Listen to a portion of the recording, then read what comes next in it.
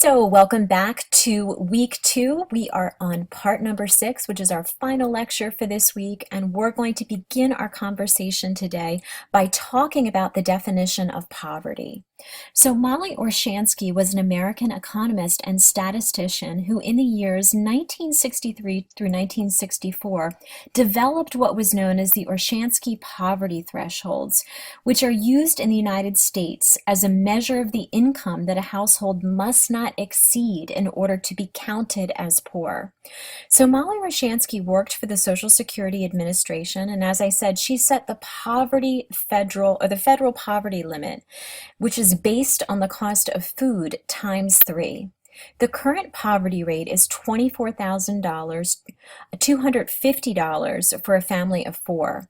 So most people require twice the federal poverty limit in order to pay for their basic family needs. So what is the problem with the poverty limit? Let's ponder that for a moment. I encourage you to take a moment to really think about what bills do you pay and how does that measure up with the federal poverty limit? Do you think it's really an accurate measure or determinant of poverty? So there are several factors that contribute to poverty. The first being a lack of education, the second being a single parent household, unemployment, decreased government benefits, institutionalized oppression contribute to poverty, not genetics or work ethics. So we want to remember that factors that do not contribute to poverty are genetics or work ethic.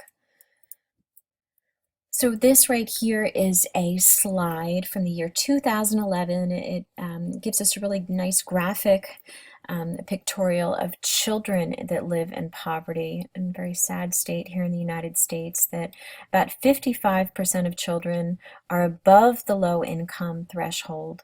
22% of our children here in the United States live in households that earn less than 100% of the federal poverty limit. 22% of our children live in households that are at 100 to 199% of the federal poverty limit. It's another slide here that shows us the percentage of children in low income and poor families by race or ethnicity. So what are the effects of poverty on child development? We know that there's greater health risks, such as infant mortality, low birth weight, lead poisoning, and toxic wastes that are associated with being poor as a child. There's also greater environmental risks in terms of violence and crime. There's less stimulation, which leads to cognitive delays, less family stability.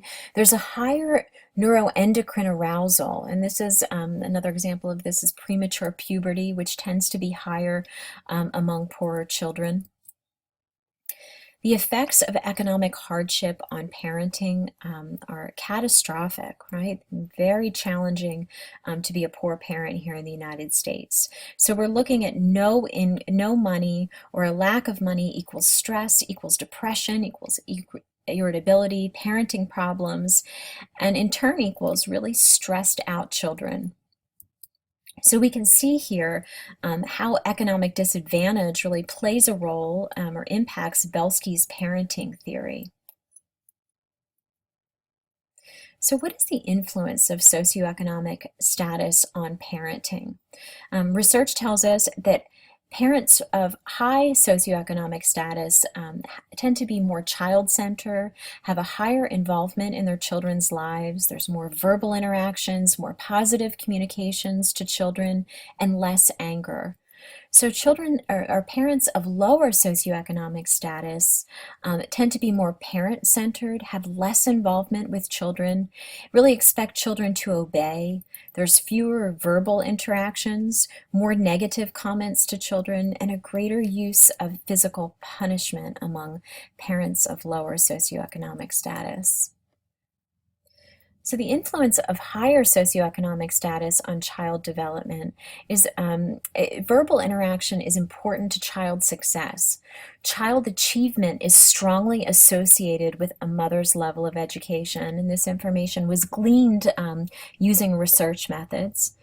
So, higher socioeconomic status is associated with a better vocabulary, better academic achievement, higher intelligence scores, and better emotional control. It's also predictive of stronger adult relationships in children. So, can you teach lower socioeconomic parents to be more effective?